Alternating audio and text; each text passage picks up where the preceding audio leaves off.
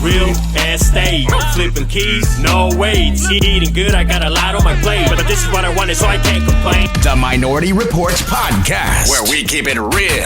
Estate and entrepreneurship education for the minority of 3% action takers. Here's your host, Billy the Kid, and co-host, Dan Delgado.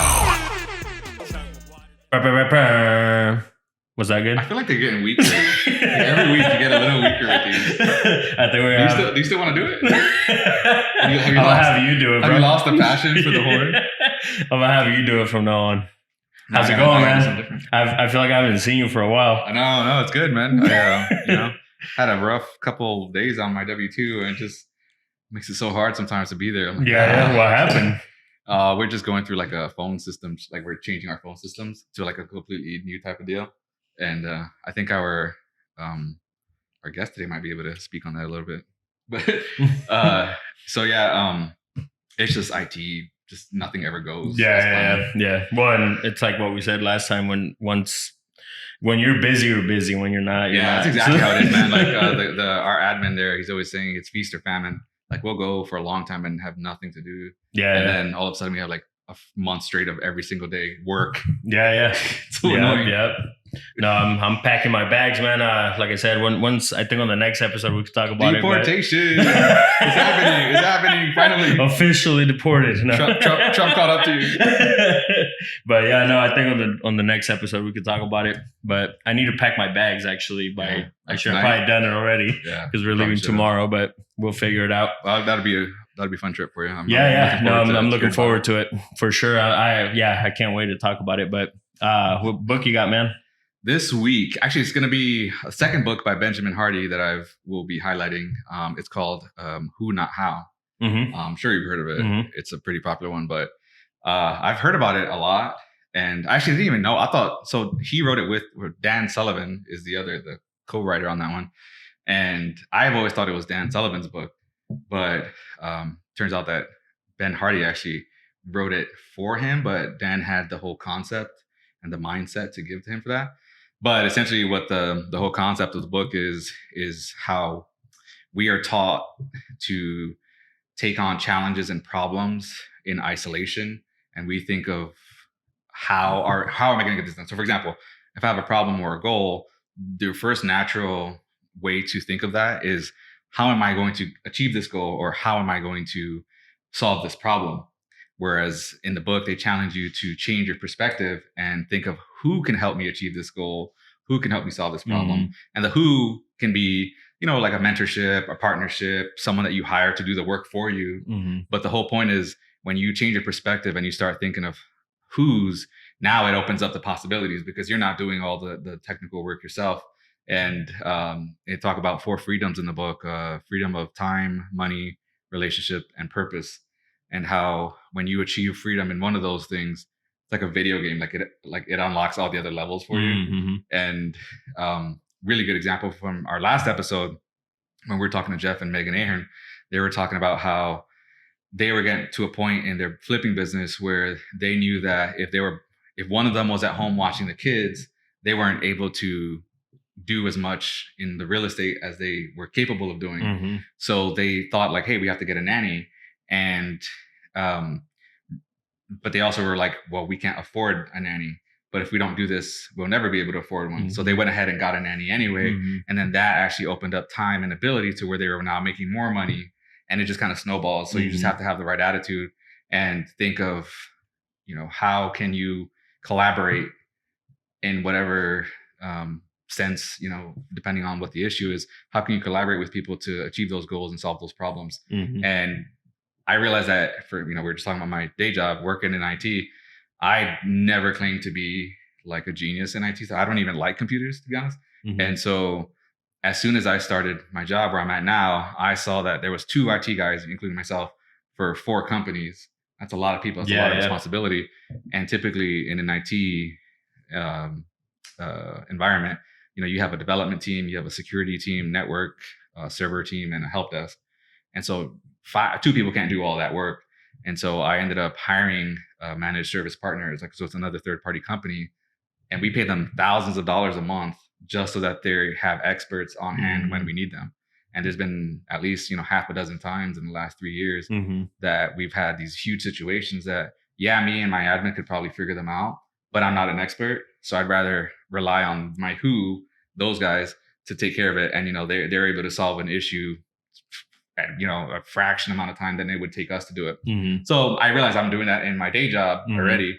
So now I'm going to, kind of find a way to start doing it in my investing life. Yeah. But Dan Hardy, Ben Hardy, Dan Sullivan. Great pick, man. Who, not how. Yeah. No, great pick. And it's crazy. I actually did. I was thinking about that, with the whole nanny thing. And I know I said it in that podcast where, it's like when you're going to have children, you just got to jump for it and do it. Like, and I think that's just with everything. Just do it, But anyways, we have a great guest today, man. I'm excited about.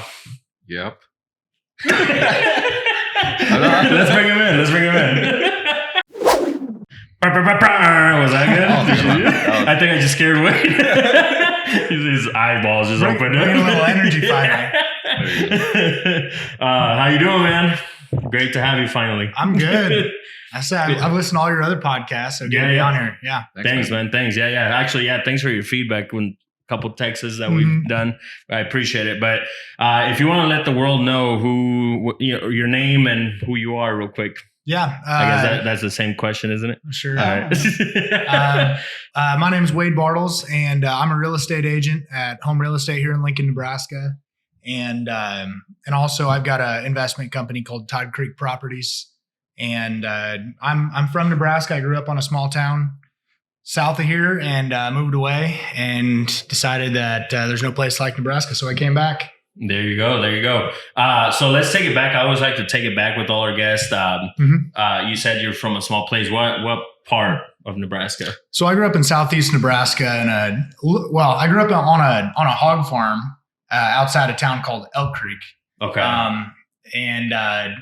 So I usually have to say Elk Creek, and people are like, "Nope, don't know where that's at." I say Tecumseh, like prison town. Yeah. I'm like, that's the place. Yeah. So so I grew up down there, and then out of high school, I actually went to the Marines, moved to California for about 5 years, and then I came back to Lincoln when I moved back to Nebraska. Okay. And were you still in the Marines when you moved here, or were you done with that? Like how long, or how did that go? What happened with that? So I had a 5-year term with the Marine Corps, and my contract was coming up, and so I wanted to come back to Nebraska to be closer to family. I knew that I was going to have to move cross country or to Japan, and being away from family just wasn't something that I was willing to do anymore. Okay. So how was that? Like once your contract was expired, like how did you decide to do what you do now? Or what did you decide at that point? Well, I did about 5 other things first. So I actually got out in May of 2016. And I actually started at a company called Kidwell, and they started me on the service desk. So I didn't know what the heck I wanted to do. Out of high school, I didn't. So, I started with an electrical engineering major, then I switched to business, and then I was working on an accounting degree. And by the time I moved back to Nebraska, I was a double major for accounting and basically IT management. So computer management, information systems. Worst idea ever. I know, right? So I was an IT guy, and I moved back and I did a full year on the service desk. I had great customer service, but man, I'm not made for IT, but I had IT certifications. I actually dropped the accounting degree and just finished my bachelor's with the IT management degree. And they make good money though, Dan. Oh yeah, it's good money, but it just depends on where. Like my brother, my oldest brother, loves IT, and he's been in IT forever. I don't think I could pry him away from it if I tried. But So did you work at any IT then, Wade, or no? Yeah. So the service desk? Yeah. So I did the service desk for a year, and then we needed a project manager, and I was slowly dying a painful death doing work on the service desk. And I knew I didn't want to go be an engineer doing IT every day. So they moved me over to be a project manager on the phone team, which is where I met Dan actually. So I was doing not only was I doing like project management, I was also doing training, minor troubleshooting. I'd help out the service desk. And then I started doing inside sales. And then after a year doing that, our sales guy left. And so I switched over to doing sales for the phone systems. And that's actually where I met Dan. I was cold calling companies. Was it a cold call, really? I was cold call. Well, I cold called his boss, and his boss didn't want to deal with me. So he put me over to Dan, and I ended up talking to Dan. So he did that, and then he left and went to his new company. And then so I tried to sell his new company phone system. I think you were gone by then, though. Yeah, your boss came by. I was. Did you end up buying or no? No, we actually. That's the nightmare that I've been having for the last. So actually, it's so crazy. You should have bought. I should have. I would have bought with me. No, you're right. I literally. So we had another vendor come by today about another project that we're working on, and they saw that we had text from the current vendor that we're going with on the phone systems, and they can kind of like see the stress and it was just kind of palpable. And I was telling them, I was like, man, I should have just gone with Kidwell, and because now it's just such a mess. But lesson learned. And Wade, let me take it back. So I always like to pick brains on when did that entrepreneurship seed was planted. Like, was it like your parents, or like when was the first time you ever got that idea?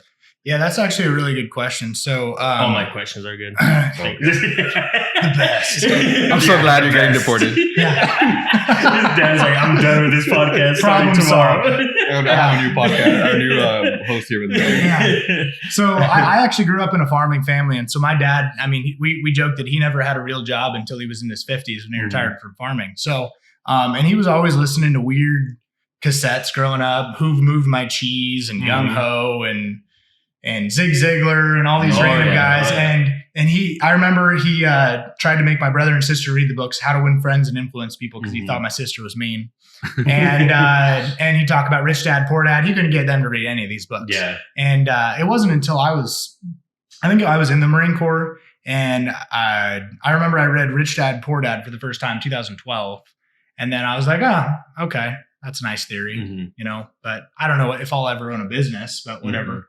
I knew I wanted to own a business one day. I just didn't know what that looked like, because I was like, what am I going to invent that people are going to want? Like, I don't have ideas like that. And then fast forward, I read it again in like 2015. And I was like, oh, that's cool. I mean, I kind of get it. Like, I get some of the ideas. And then fast forward again, a lot of life transpired in that time. I read it again in 2019, and it was like it clicked. Okay. I was saying that was interesting, because most people that read it, they're like, oh my God, this is life changing. And you're like, oh, that's nice. Yeah. So you have to be in the right place in your life. Exactly. Well, yeah. And I was kind of growing in, like, I loved reading. I loved podcasts and stuff like that. So I feel like over the time, like, I was developing the skills and the mindset and all that stuff, reading all of those type of books. And I knew it interested me. I just didn't know how to apply it or any of that until the moment came. And then I had already had this knowledge, and I had already had this mindset, and I was like, let's go. Okay. Yeah. Okay. No, yeah. And that's awesome. So you definitely took the time to study, because I know we've talked about it, I think on Zach's episode, where it's like a lot of people just jump in on things and that's where you crash. And, one of our guests, Doug, he took a whole year studying crypto. Yeah. And then, so it sounds, which is amazing that you did that. So as soon as it hit your brain and after all the studying that you did, what made you go into real estate then? Yeah. So, with all these converging timelines, so I got out of the Marine Corps in 2016, moved back here, and I was actually married at the time. And I encouraged her to go into real estate. She studied and got her license in 2016. And she was awesome. She had her first full year in 2017, and she was one of the top 25. So going into 2018, it kind of seemed like the thing to do was to get my license, be her assistant, help her out. And so March of 2018, I got my license, and there was a death in her family. And so she ended up spending a lot of time in California, where she was from, in 2018. And so I just kind of got thrown feet first into this fully functioning, top producing real estate business, and told to swim. So I was swimming for half of 2018. And I learned a ton from her and from my brokers and stuff like that. And eventually then I kind of put the real estate sales thing away and kind of let her do her thing. Well, that relationship kind of ended in December. And then in Jeff and Megan, who you interviewed, they were part of our life this whole time. And in February, we went to the 10X conference with Grant Cardone. And I'd been listening to Bigger Pockets. I'd been listening to all this stuff over all the time, and they offered me the opportunity to do my first deal and to partner with them. And I was like, let's go. Like I said, felt like I'd been preparing all this time for the right opportunity. And that was the first opportunity to drop in my lap. And after that, it all just started rolling really fast after that. Yeah. Well, yeah. And I mean, you're like top 5 right now, like in our region, and all this crazy stuff, which is amazing to see. And I mean, when I met you, it was I think you had barely gotten your license and stuff. A little baby agent, yeah. Which it's crazy seeing like all the amazing stuff you've done. But wait, real quick before you move on, you mentioned the top 5 thing. What does it take? Because no offense, but it seems like everyone and their mom is an agent these days, and obviously everyone can't be top producing. I've thought about getting my license, not so much because I want to. So is everyone else. I know, but I'm saying, but then I think about, and I think about like, and the thing is like, I wouldn't want to get it because I want to sell houses. I want to access like early access to deals and MLS stuff. Yeah. I'm selfishly just want it for my real estate stuff. But what does it take to be, top 5, like where you're at right now? Don't be humble. People ask me that a lot, and I think it really just comes down to you got to talk to a lot of people. I mean, you can talk about sales strategies and everything else, but you got to talk to a lot of people a lot, all the time. And Grant Cardone has a quote that I love. He says, "Sales is a contact sport. Go out and hit some people." And people are like, "Wade, you're always doing stuff. You're always talking to people." I mean, in any one day, I'm texting 50 different people, and I probably making, dozens of phone calls. I'm almost never home. And so, I mean, at this time in my life, I definitely don't want to be operating at this level forever, but it requires a lot of mental energy, emotional energy, just pouring in, and physical because energy. I've seen you. He's crawling to some attics for me and some crawl spaces before, which is amazing. And this was way back, and that's kind of what won me with you. I was like, man, this dude's a go getter, like because he would like you were all dressed nice, and he still climbed in there, took some videos for me. And anyway, so that's amazing. That's why I'm like, it's not just mental, it's physical too. Yeah, and I do think there's a misconception that being a real estate agent is easy, and I don't think it is. I think it's the concept is simple. Obviously, you're selling houses, you're buying houses, but like it's not easy. And so that's kind of what deterred me when I really got like meeting guys like you. I was like, God, he put so many hours in, so much work. I'm already doing my, so I'm just like I'm trying to get my wife to do it, so she can sell our houses, but yeah, so obviously, you talk to a lot of people, networking. I mean, you're great at networking. Did you say 50 or 15 people? No, at least 50 a day. I could get 50. Wow, different people. That sounds horrible. That's like every day. Yeah. I mean, Saturdays is still probably 20s and 30s at least. Yeah.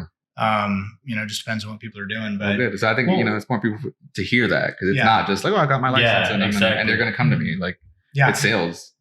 Yeah. Well, and one thing you said that like it's easy, like it can be easy. And one thing in my later career, I'd love to be able to just sell like 20 houses a year, a couple a month, work like 20 hours a week if I'm capable of that. I don't know if I can do that little, but it's like anything. You put in an average amount of effort, you're going to get an average result. Right.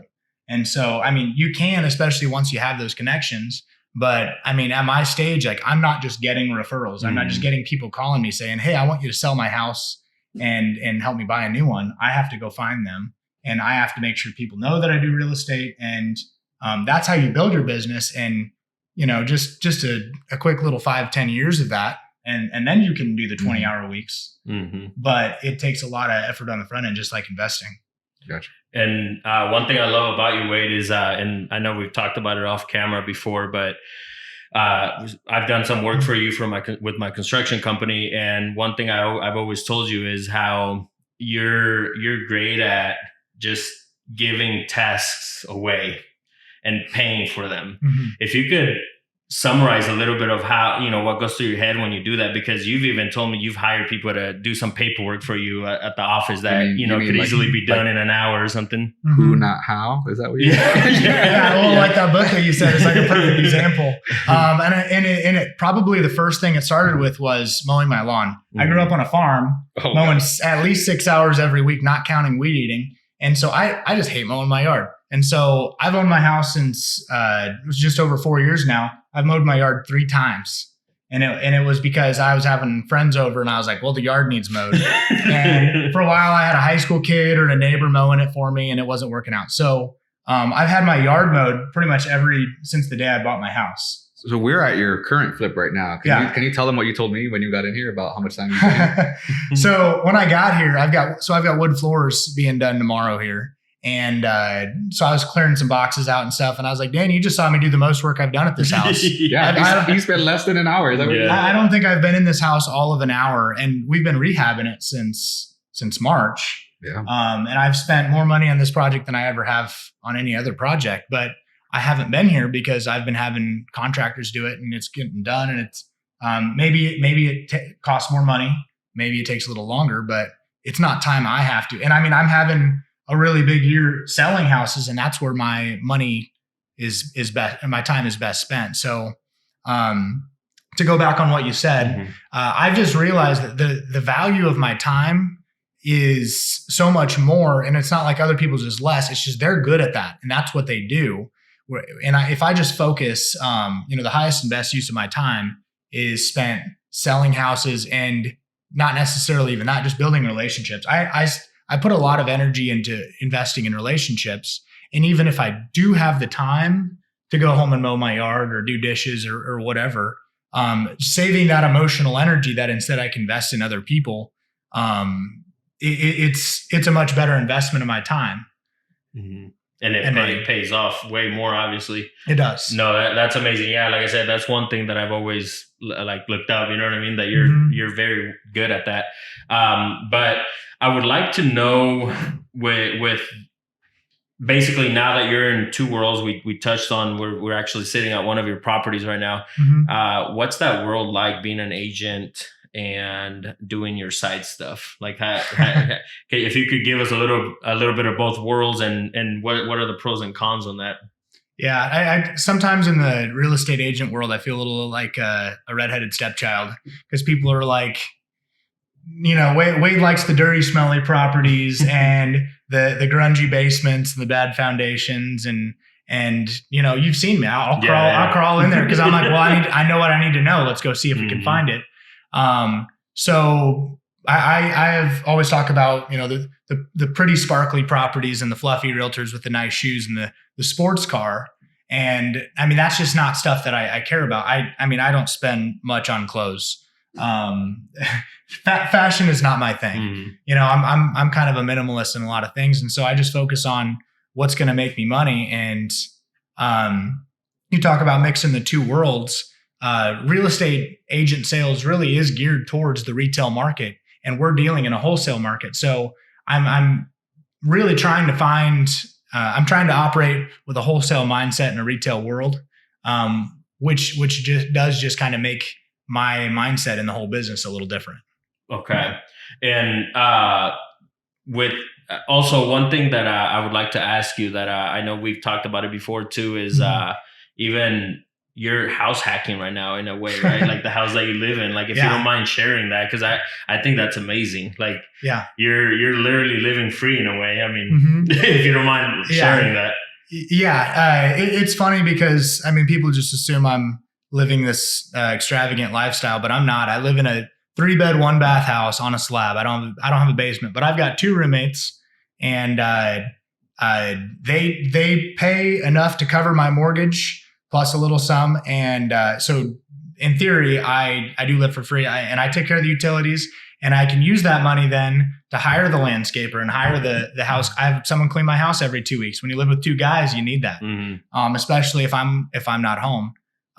So not only am I basically living for free at my house, then that's more money that I can push towards investing and really just pushing more towards the life that I want to live. And if you had to talk to, we have a lot of listeners that are haven't done anything. They're just learning right now. If you could explain what house hacking is. Yeah. And obviously so they understand what you're doing, but because you could do it in different ways, but you're doing it in a single family home, which I think is amazing too. But obviously there's duplexes and fourplexes, but yeah, if you could explain that. Yeah. Well, in Rich Dad, Poor Dad, Robert Kiyosaki talks about how your house is not an asset. The house you live in is a liability. It costs you money. It's taking money out of your pocket and out of your net worth every month. And people will argue with that. And that's just one thing that I was always just like, how could I do smaller? Could I, live somewhere cheaper, whatever. And then it kind of dropped in my lap to rent out my bedrooms. And then it kind of clicked that I was able to turn where I live, because I have to live somewhere, into at least paying for itself. It may not necessarily be making me money because of the expenses, but it does pay for itself. And so that's just one less thing on my balance sheet that's losing money every month. Yeah, no, that's amazing.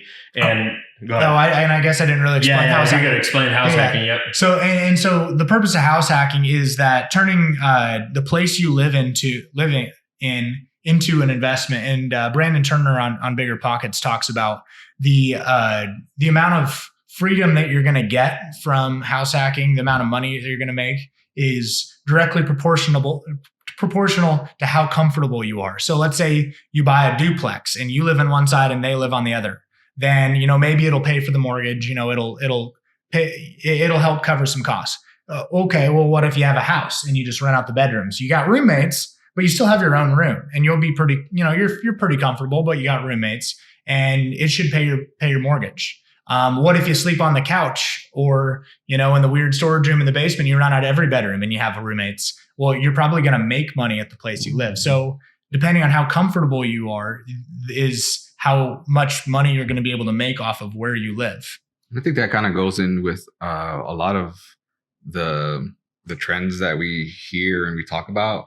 For me, I think one of the biggest things with real estate investing is how much are you willing to sacrifice now for what you're wanting later? Yeah. And then Brandon Turner does talk about on Bigger Pockets about how he slept on a couch. And he made a room, he split his living room in half. And, but that's what he had. Now he's, a multimillionaire just living in Hawaii. So, and it wasn't that long of a time that he had to do that. It's just a matter of it almost seems like the more uncomfortable you make your situation, the more you get on the back end of that. Yeah. But yeah, I think that's really a great point. A little bit on we talk about mindset a lot. And so when you were talking about, having two guys as roommates and you're able to, profit now from owning a house, I always kind of figure when I look back at my life and I look at tough times that I've gone through, I kind of try to put them in perspective in terms of how did that help me now with me having the right mindset or the right attitude about it. And for example, my divorce, I felt like it was a blessing for me in the sense that it helped me almost hit rock bottom financially. And then so I was able to build back up from that. For you, when you said, when you had gotten divorced, do you think that was almost a similar type situation? Because I would probably guess that, if you were still married, you guys would probably be on the, route to having kids and stuff. Do you think you'd still be able to do that? I mean, I didn't know your ex-wife, but is that something that you might does that click?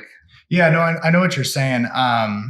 So to talk about where I would have gone, nobody's to know how that would have trended, but I think the answer to that is it would have taken longer because we would not have been willing to sacrifice as much. Right. And maybe we would have gotten there. Maybe we would have just gotten comfortable keeping up with the Joneses just like everybody else does. To the question of if having that jarring life event propels you forward, I 100% believe that because for example, when I was considering the option of leaving my day job, and I appreciate all the support that they gave me there, but I was really struggling with the thought of I'm going to lose my job and my health insurance, and I'm going to go off and sell houses, and I don't even know if I'm any good at that. I've never done it by myself. And I talked to my dad because most of my family was not supporting that. They thought I was crazy. They thought I was making a terrible decision, which is what family will most of the time do when you start making some crazy decisions. But my dad said something who, I was telling you guys before, he was a lifetime farm. I'm from a family of farmers, and so lifetime entrepreneur. He said, okay, you go work for yourself, but you just need to understand something. You've got to be willing to lose everything. If you do this, you have to be willing to lose everything. And if you are, then you'll be fine. And at the time I was thinking, well, I lost my wife, lost my dog. I don't care if I lose my truck. I'll sell my house. I'm like, well, my life's already a country song. I'm like, what? I'll sleep in my sister's basement. I got nothing to lose. Let's go. So it just being put in that position. And that was halfway through 2019, which was 6 months after my divorce. And I mean, I'd already flipped that house. Yeah. And that was more or less just a stress relief because I just put in stupid long hours doing that, just scraping walls and painting and stuff. But by that 6-7 month mark where I had all this time to reflect and think about what I wanted out of my life, I was like, yeah, I got nowhere to go but up. I was in debt, well, I mean, I technically had my flip money, but I didn't want to touch that.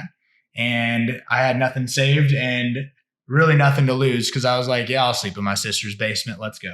Right. No, that's awesome because, I think a lot of times some people will think like, oh, I'm in such a crappy situation. And like, yeah, you are. So there's nowhere else to go but up. And I kind of felt like my divorce situation was like that for me. And it took longer. I mean, I think you recovered pretty quickly. And I mean, as long as I've known you, but like, I think everyone's situation is different, but I just kind of wanted to highlight that because I really feel like you took that bad situation and you helped it catapult you to where you're at now. Yeah. I'm really only 2 years removed from that. July, the first week of August was my first week full time in real estate. So it was the 7th of July, 2019, when they talked to me and they're like, listen, you just flipped a house, you're selling houses, because I had 2 under contract, and they were like, we feel like you'd rather be doing real estate. And I'm like, well, I don't disagree, but I don't know if I'm comfortable saying that. And so thinking about that, like they let me stay on. They paid me out my vacation. They were super great to me. But then I got dropped off in the first week of August, and I was like, oh, here we go. I'm only 2 years removed from that, and now I've got a real estate sales business that's doing great. I've got rental properties. I'm other than real estate, debt free, and life is in a completely different direction because of that propulsion of that event. Yeah, that's awesome. All right, so doing all this amazing stuff, and again, one thing that sticks out to me about your story is being an agent and doing some investing. If you could give us some pointers out there for anybody listening, or for Dan, actually, since he wants to get his license. Nah, I choose when I started seeing what he does, I'm like, I'm good. on that line of, again, being an agent and investing, because I'm pretty sure there's some rules and stuff that you probably have to follow. If you don't mind sharing some of those.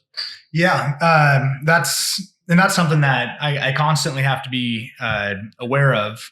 And because when you are a real estate agent, you have kind of a public duty to make sure that people know that you are a real estate agent, like on social media, stuff like that.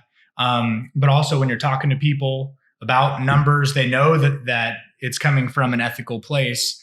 And if I am talking to someone, I have to be careful with making sure that they understand that I'm doing this for profit. I'm not doing this necessarily in their best interest. And so one challenge with that is that I can't wholesale. Like that's one thing. And maybe some people would just disagree with that. But if I were to try to wholesale a property and say, hey, like get this under contract, sign the contract, not all of that is necessarily on the up and up with the buyer, and that could get me in trouble. And so with the real estate commission, I have to make sure that everything's disclosed and that I'm not doing anything that's against the ethical guidelines of being a realtor and all of that stuff. So, for example, I have bought a lot of properties, not a lot of properties, but I bought a couple properties off market.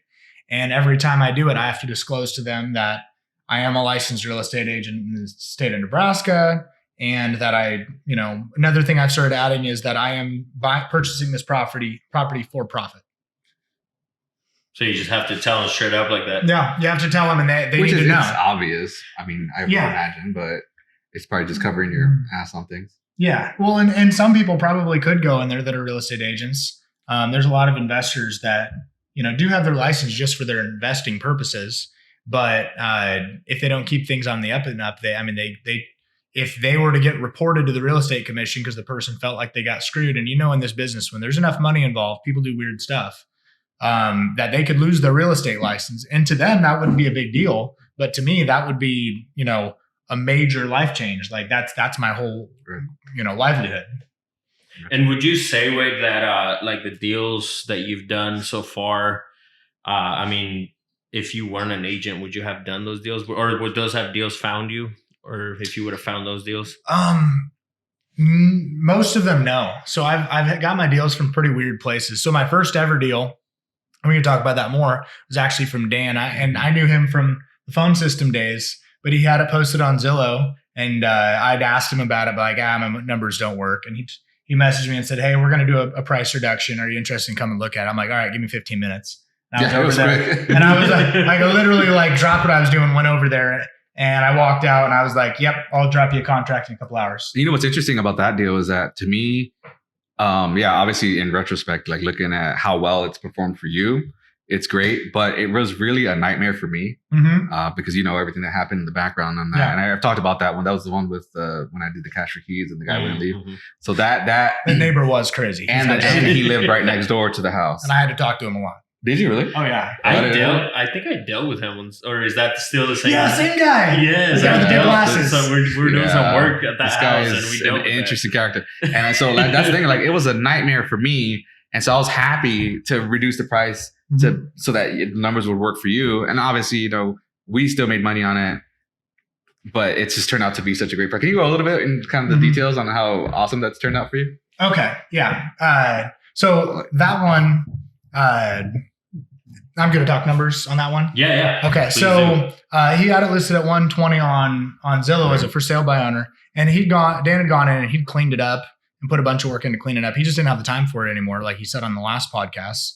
And so I went over there and looked at it, and I was like, "Oh yeah, this is easy." And I was looking for my first deal, and one thing I always loved the idea of is value add. Like, buy something, put some work into it, because at the time I had more time than money. So I mean, anything in life I always apply. Like, do you got more money than time, or more time than money? That's what you can bring.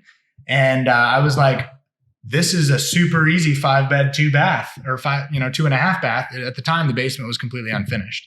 And so I gave him the contract. We closed on it. I actually ended up pulling in a partner because at the time, like I said, I was in debt. Didn't really have any money, just the money that I made from my flip earlier in the year.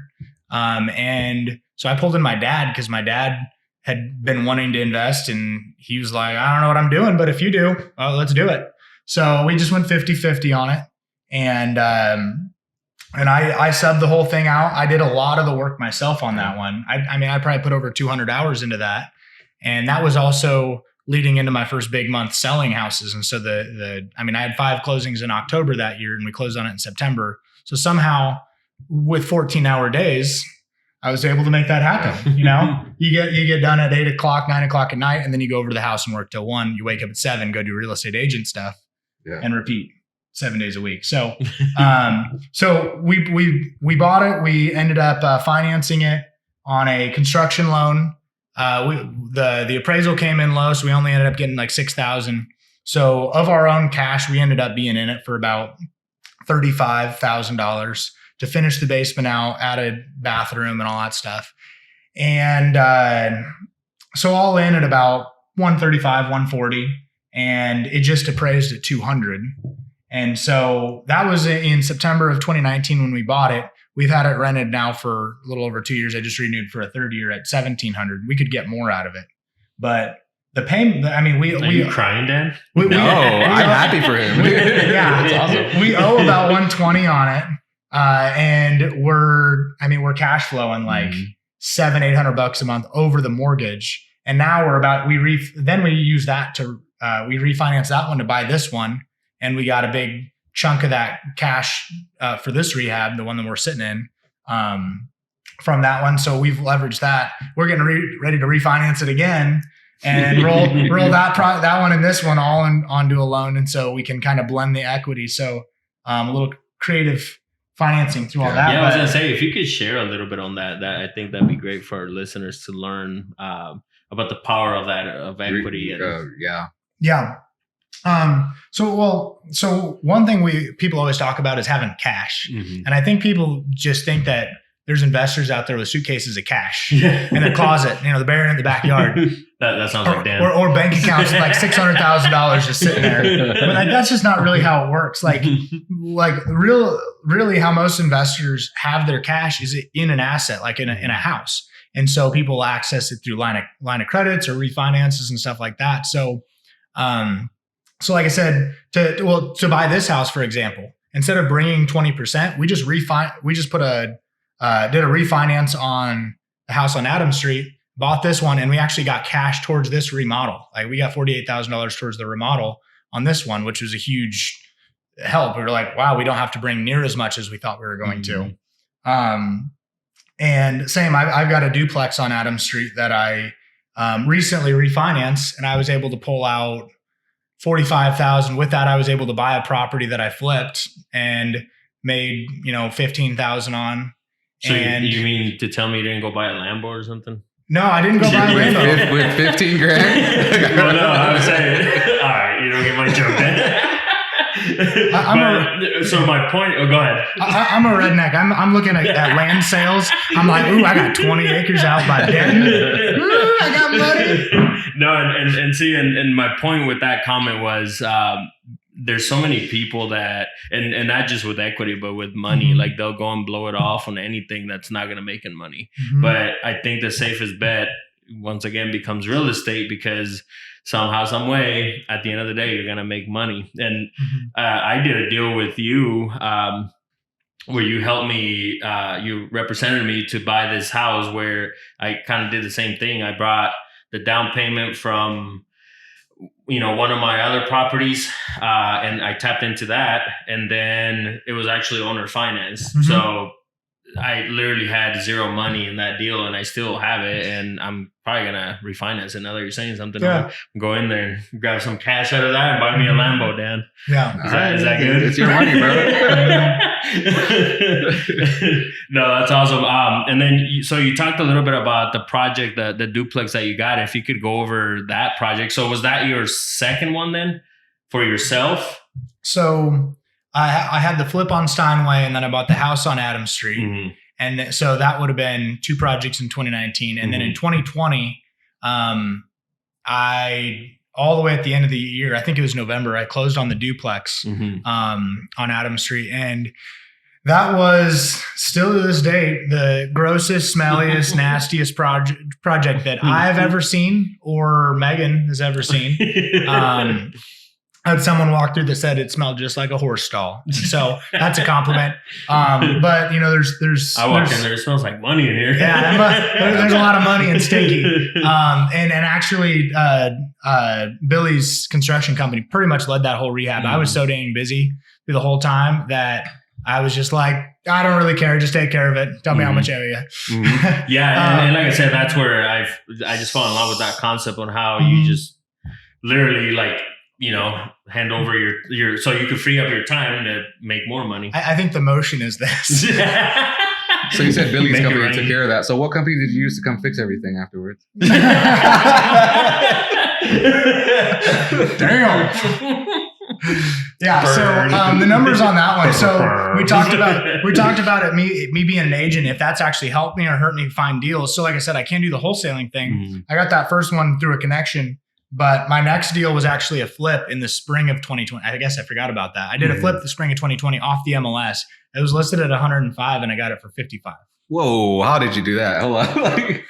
Well, we need to go over that one. Okay. Well, so I went and looked at it. It had been on the market, which 2019 into 2020 was kind of a weird time. I mean, the market had been hot and it had been on the market for like 120 days or something. I'm like, well, something's weird with this. So I went and looked at it, and two of the foundation walls just straight needed rebuilt.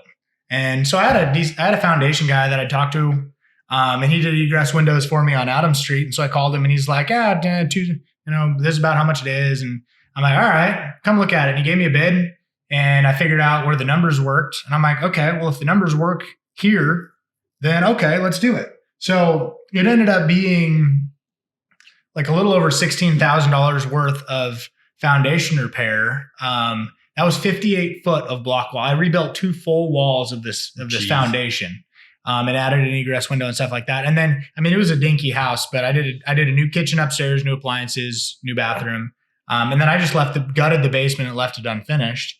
But as for negotiating it, I went in there and I looked at it and I was like, all right, it's pretty bad. And I was like, I'd be at like 50.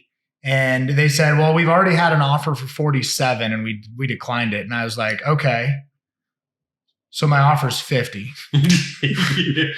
Like, can you count? It's more than 47. And they weren't digging it. And so they came back at me at 70. And I said, listen, man, the best I can do is 55. And then it's not a deal. I'm not interested. And, remember, I'm a real estate agent, so I also get paid a commission on the sale. Well, I factor that into my numbers.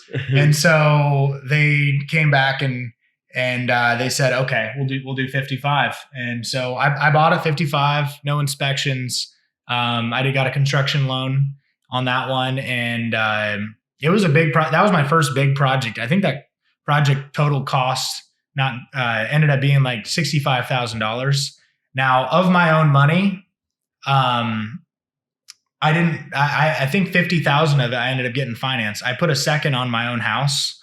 And so I got a $50,000 line of credit at closing because the after rehab value was so much higher that I had all that work to work with. So I think I ended up only putting in like 10 or 15,000 of my own money, and I ended up making 15 or 20 on it.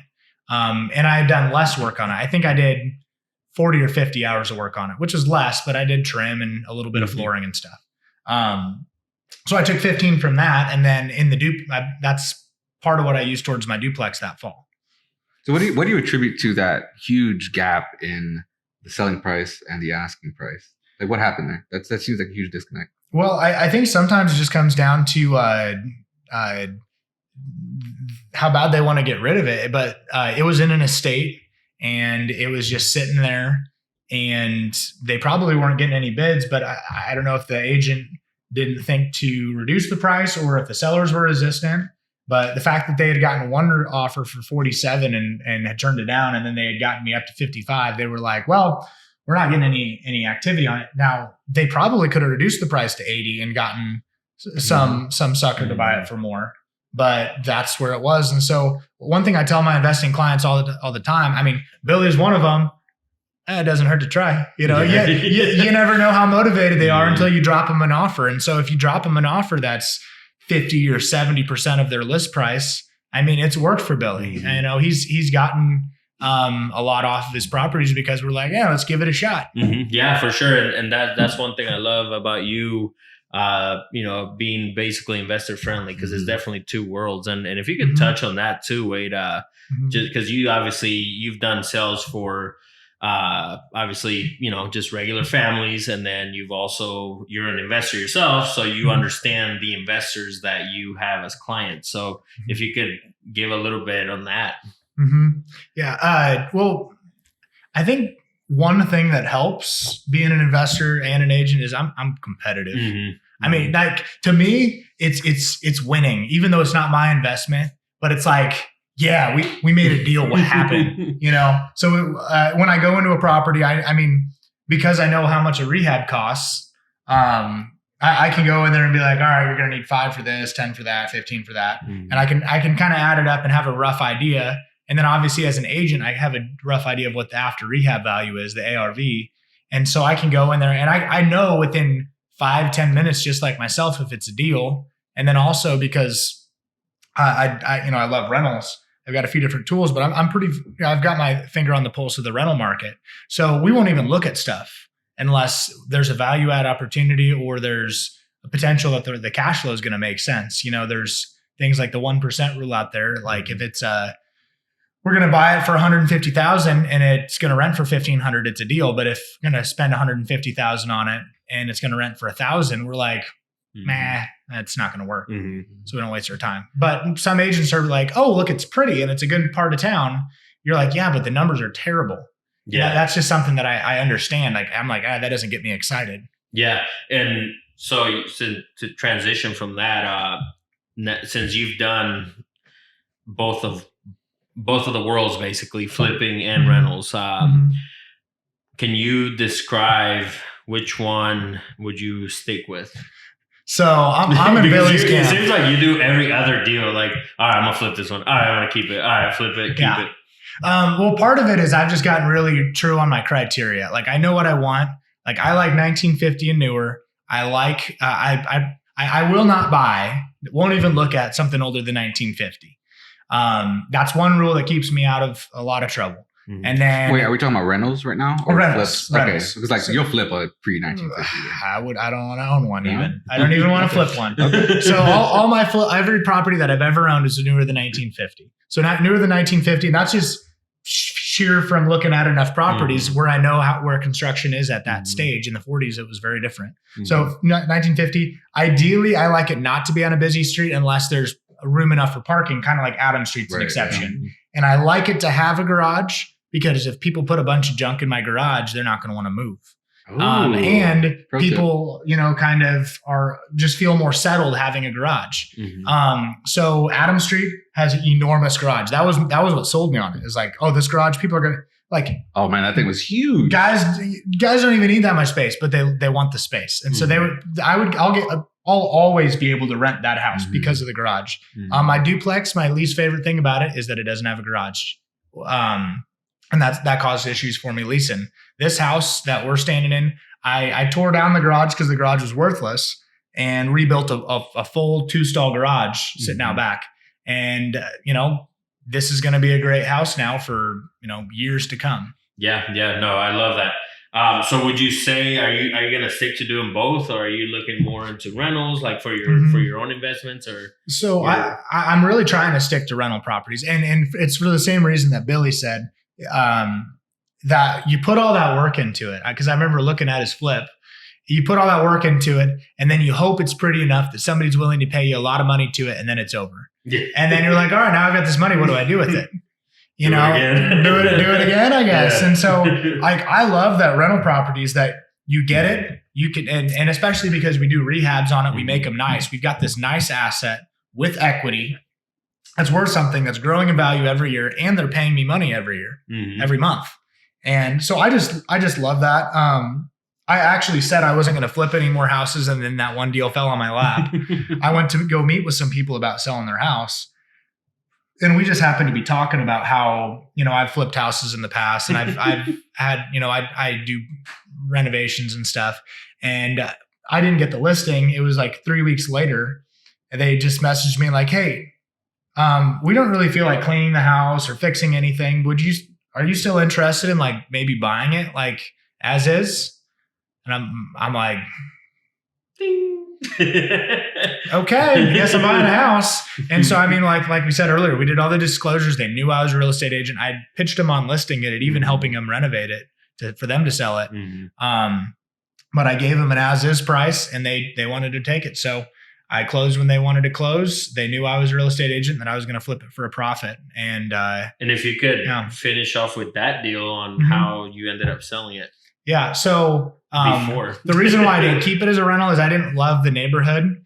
It checked all the boxes with my criteria, but I didn't love the neighborhood, and it was a split level. I don't love split levels because in another market, they'll be harder to sell. So I got it under contract. We closed May 24th. It was a week later. I'd been out looking with a client, and he'd missed out on several offers like buyers do these days in the 200,000 price range. And I just was BSing with him and told him about this property I was renovating. And he's like, can I look at it?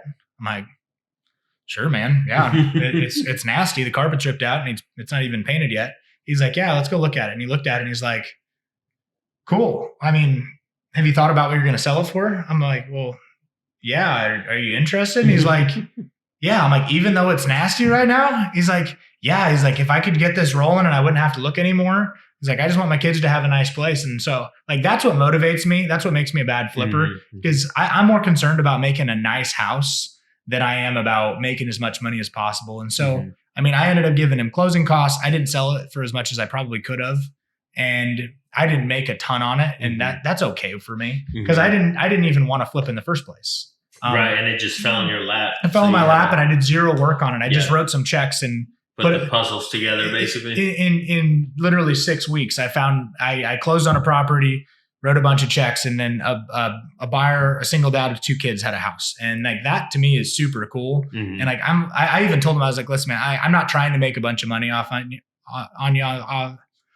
you on this. Like let's do this. And if I feel like I'm making too much money, we can lower the price. He's like, okay. And it ended up being a really good deal for him. That's amazing. I think I took pictures of that one, didn't I? Because I remember. Where was this one? This one's on Santa Fe. No, this wasn't the one then. I can't remember which one you took at. I remember thinking. Oh no, you took the ones on my flip on Gladstone. That was the one. No, yeah, I did that one. I did a couple for you, but that was one that you did foundation work. That was the one on Gladstone. Yeah, that was the one with the 2 full walls. Yeah, that was a big. I feel like since you mentioned foundation, I feel like you're kind of one of those that kind of took that niche, if that makes sense. Mm-hmm. Of there's a bad foundation. Oh yeah, like being a creeper. And I don't know. you run in there like, bad foundation. Here I come. You got to find the problems nobody's willing to solve. I mean, this house that we're sitting in, there was foundation issues. So I mean, I did 5 I-beams downstairs and replaced 20 foot of foundation. Yeah, and most buyers wouldn't have bought that. And I don't think anybody would have paid as much for it as I did. But I was like, the numbers work for me. Yeah. I'm not trying to, do one over on these guys. And so I paid them as much as I felt like I could. Yeah. And no, I love that because that, and the reason why I brought that up, because I kind of do that, with roofing. And for example, we bought a lot of properties that needed a roof and it just worked out for us, so it's nice to have a niche like that. And, for anybody listening, if there is something, something like that where you're able to do it yourself, definitely jump on there. Or if you have a contact, like you said, you had somebody that does foundation. So to you, it's like, and I'm sure he responds to you quick and the numbers right away. Or actually, we've even seen some ourselves where you tell me the numbers, you're like, oh, well, it'll be this much to fix this foundation. So it's nice to have it that way. So where do we go from here, Wade? Like what's next? Your house hacking and real quick, I want to mention this because what I love about your story is you're very humble. You're literally, like I said, house hacking. So you could be living anywhere in the world, but you're living in Lincoln, Nebraska, and you just keep throwing your money back in that fire, or not fire. That would be bad. Don't throw your money in the fire. you keep reinvesting that money. Mm-hmm. So where do you go from here? What's next? Yeah. So my whole, I guess, emotional purpose, I guess, is the word that I've heard. Rebecca Schmitz talked about The One Thing. Mm-hmm. And The One Thing was a book that I had read before I quit my job. And it gave me a lot of focus towards what I wanted out of life. And I grew up in a great family. Like, I'm not one of those kids that had bad parents that I hated them. And I mean, they might have thought I did growing up. But like, I've got a great set of parents. They worked their butts off for me growing up. But they worked their butts off for me growing up, and they couldn't be home all the time. They couldn't go to every track meet or school thing. And not that it bothered me as a kid. It's just now that I'm older, I'm like, I don't have kids yet. But when I do, like, I want to be able to do what I want with my family. I don't want to have to make those hard choices and say, we can't do that because I have to work. And so my whole motivation right now is I'm going to work my butt off. And I have to build a business that gives me that kind of freedom before it's too late. Like I'm on the clock before I have kids, because once the kids come, every moment I spend away, work is stealing time away from them. And so that's what motivates me, and that's what pushes me. And so right now, my objective is to sell as many houses as I can, do a good job, and just invest back into my people as much as I can. And with that's what's funding the dream. Because the one thing is buying enough investment properties is going to fund my life, 10 years from now. And, like Billy, like, you're able to retire your wife and you're able to you're still working. Right. Like I said earlier, like, the thought of working 20 hours a week actually sounds terrible. I don't know if I'm capable of it, but having the option to do that. And that's what I was going to say. It's really, that's what it comes down to, the option. So, I think I even touched on it on one of the episodes, maybe the first one with my story, where it's like, you know, I don't have to do these janky promoters shows anymore, right? Where they're like, oh, we'll give you this and this. And it's like, I don't have to do that. Or even projects with a construction company. There's projects that it's like, well, no, that's fine. We can walk away from it. Or even with my investments, right? Like, oh, okay, no, I'm not going to buy that house. So that's the freedom that's what I fell in love with now, being where I'm at. So I love that. I love that. So you definitely you're looking more at the holding, the investment part of it then. Okay. So with that being said, Wade, at the end of our show, we always ask all our guests 3 questions. I was gonna say a couple, but just to throw some wisdom out there. And like I said, we have a lot of listeners that are, you know, they've never really done a deal or anything, so it's always nice to ask these questions. But the first question I have for you, if you were to look back at your younger self and give some advice, what would that advice be at this point where you're at? I mean, that's hard. I'm not really the regret type. I don't know, probably not as much as some people, but I've gone through a lot of life transitions in my short little baby life. And maybe it would be to get into real estate sooner, but I feel like maybe I was ready at the right time. I don't know, maybe not go to college for IT. But I mean, I love the fact that I went to the Marine Corps. I love that I came back. I mean, the only other thing I can think of is maybe start studying real estate sooner and get into it sooner. And maybe I'd own some of these houses they're selling for stupid prices right now. Like that's the only thing I could think. But otherwise, I think that my entire life kind of built to where I was, where, like I said, when I got to that moment where it was quit my job and I was like, you know, ready or not, here we come. I felt in that time of my life, like it's a weird reflection, but I felt like I'd been preparing for this for 5 years. I'd been preparing my brain and my mentality for the things that I was about to face. And so when I got into it, it was like game time. So only thing I think of would be maybe start sooner. Okay. Awesome. Thank you for that. And then if you were to write a book, what would be the theme and the title of it? Yeah, I actually got this one. Oh, wow. Let me take my notebook.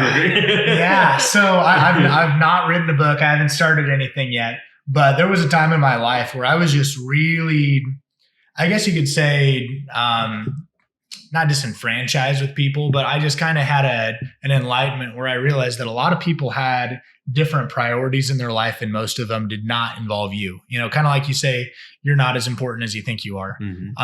And so what I molded that around was that busy is a myth. And so there was an entire year where I scrubbed it from my vocabulary. I would not allow myself to say the word busy because I said, there's no such thing as busy. Everything in life is about priorities. And so if you're saying I'm too busy to work out, you're like, yeah, no, you're not busy. You are choosing to stay longer at work, or you're choosing to sleep more, or you're choosing I feel like Wade's attacking me right now. Watch Netflix. You know, so there's no like you have the control to make any decision you want, and you make those choices. You know, so people say they're busy as an excuse for things all the time. And if you start listening for it, you'll start hearing that it's just a line of BS because people make time for things that are priorities, whether their priority is Netflix or health or their family, they make time for what's a priority. So if you remove busy from your vocabulary and focus on the things that are really priorities, you'll see where you're spending your time. And if you realize that you're not getting what you want out of life, you need to figure out what your priorities really are and start focusing on those. No, and I love that, Wade. Actually, Dan called me a yes man one day when I said I'm always right, and you know because that's how I feel too. But it's also that's kind of how actually last episode we talked about it, Dan, where with the book that I brought up, where it's like, you know, I'm the one who's reaching out to my friends. Hey, dinner tomorrow. Oh, I'm busy doing this, right? And it's like, me too. I got kids. So anyways, anybody listening, check out the other episode. Did you figure out a title though with that? Or just the theme so far? Either the myth of busy or busy is a myth. I think busy is a myth is a good one. Yeah, I like it. It's my two It doesn't exist. I'll pre-order that. Let me know. Yeah.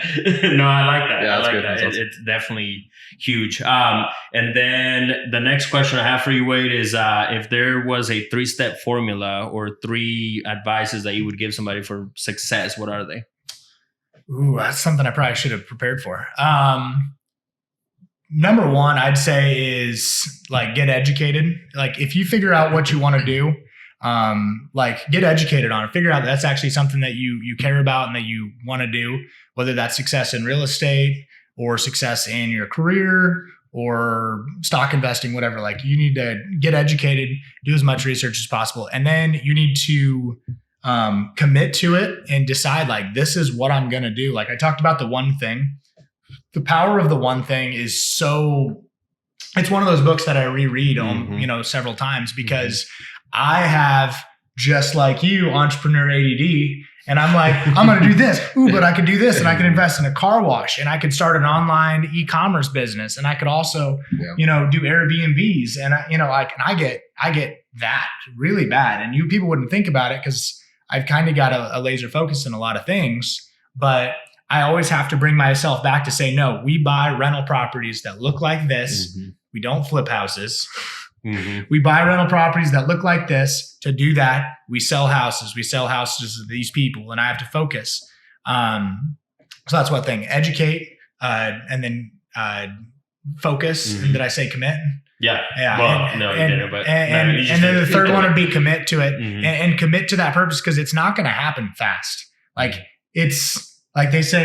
There's a book out there I think called "Real Estate: The Secret to Getting Rich Slow." Or something like that. And that's really what it is. So like real estate, for example, but whether that's once again, e-commerce or opening a design business or whatever, like you work your butt off for 10 years and then overnight you're an overnight success. Mm-hmm. Billy, for a perfect example, with his music career, he worked his butt off for 10, 15 years doing garbage. Yeah. And overnight, it just paid off. Like it's like a switch flips. But that's the kind of focus that it takes in commitment, because if you commit to anything for that long of a time, like you're going to be an expert in it. Mm-hmm. Even that, if that's bird watching, if you give that much focus and knowledge to one thing over a long period of time, you will be the premier bird watching guy. Yeah. No, I love it. Love it. And then Dan has a question for you too. Yeah. Along with the one thing though, just real quick, because you're talking about being so good at something. I think if anyone's looking for any book recommendations on top of that, it's So Good They Can't Ignore You. That's also along the same lines where it's just like you don't create your passion, or you don't find your passion, you create your passion by just getting so good at something. Yeah. But so if anyone, that'll probably be a book of the week. I haven't read that one. I'll have to. Really? Yeah. I'm surprised. Yeah, that's a really good one. That's a great book. On the same note, Grant Cardone, I'm a big Grant Cardone fan, even though he's crazy. I know that. I love Grant Cardone. Just tell me that. But he's got a book that's less popular called Be Obsessed or Be Average. That was his first one, wasn't it? No, Sell or Be Sold was his first one. Yeah. But Be Obsessed or Be Average, I read in the fall of 2019. And like, it gave me a lot of like, I felt like it gave me permission that like, if you really want to be successful, you have to be all in, psychopath focused on that thing. And the more focused and the more committed and obsessed you are with the thing, that's okay. That's the faster that you're going to get there. And so like being obsessed with something is okay. And I am obsessed with real estate. You guys, you guys would agree to that. And anybody else in my life knows that if Wade's around, he's probably thinking about real estate. Yeah. I actually challenge myself when I'm around people to not talk about real estate. Like I purposely engage people saying, I'm not going to talk about real estate with these people. How does that work for you? Well, sometimes it's fine. Sometimes people know I like to talk real estate, and then I go off that track. Yeah, I've done the same thing. Well, that's literally how we came up with the podcast. It's true. We want to talk about an excuse to talk about real estate. It really is. So my question for you is, you're so laser focused and you don't flip. You're doing rentals. What is something that our listeners or anyone out there that can bring you any sort of value? Like, what are you looking for? How can someone help you right now? Anything you look for? The thing I'm struggling right now with is time. I mean, Billy mentioned it before. Like, I'm always trying to find ways to delegate and offload things. And like, I've got data entry stuff that I'm like, I need somebody that can dig through this with enough attention to detail to do that. And I need, I really need to find someone that that can help me manage my projects, because I'm not going to stop doing rehabs. There's tax purposes behind that. Spend a bunch of money on a property, write it off, you keep the equity, and you don't pay taxes on it. Like, it's a win-win-win-win. And so managing the rehabs, though, is such a challenge, because I know these contractors going on. I mean, this project took 4 or 5 months, and I thought it might take 2 or 3. Yeah. Just because, I mean, I only get over here a couple times a week, and I just don't have time. So, like, I'd love to have somebody that I could, help get the experience, but also just, that could help me manage properties, keep track of them, going with that. And then on the real estate agent side, like, I keep saying I need to hire a full-time assistant that will help me with just all facets of my businesses. And I haven't pulled the trigger on it. Well, so you haven't officially looked to hire someone. So it sounds like you need an assistant, basically. Yeah. Well, I've got one assistant that helps do all my paperwork and she'll help with showings and stuff like that from time to time. So I've got a great relationship with her, and she has made my life like 20 times easier over the last year. Like, I literally could not have done it without her. But like, I need more. Like, for example, I stopped and got groceries the other day, and it took me like 45 minutes. And I hate grocery shopping. I hate shopping. Me too. And just the thought, when I got home, I was like, that's an hour of my life I'm never getting back. Like, that's all I thought, is like, gosh, I could have had somebody run and put that sign out and get these groceries for me. And just stupid stuff like that. So yeah, that's my rant. There's always more that I could be hiring off and finding people to help me. So if there's someone out there who's listening, they got the perfect person for you, where do they contact you? How do they find out more about you? Well, I think probably the best way is my Instagram. I'm probably most, not consistent. I didn't know you were on Instagram until a few weeks ago. Yeah. That's funny. I just found you. I'm probably on Instagram more real in myself than anything else. And it's just Wade Bartels Real Estate, because it covers a lot of stuff. But I am on Facebook, but Facebook is more or less just to keep in touch with people that I don't see very often anymore. And I'm on Snapchat and LinkedIn and all that stuff, but Instagram's probably the best place. And it's Wade Bartels Real Estate? Wade Bartels Real Estate. Bartels? Look at this guy. Look at yeah. I'm looking out for you. All right, guys. Well, thanks for checking it out. Make sure you guys subscribe to our YouTube, The Minority Report Podcast, and then follow us on the Minority Report Podcast on Instagram. So let's get it. Vámonos. Please don't segregate. Dress in a suit, I can't relate. Minority Report, can't ignore being rich from poor and your credit score. My hand to please don't segregate. Dress in a suit, I can't relate. Minority Report, can't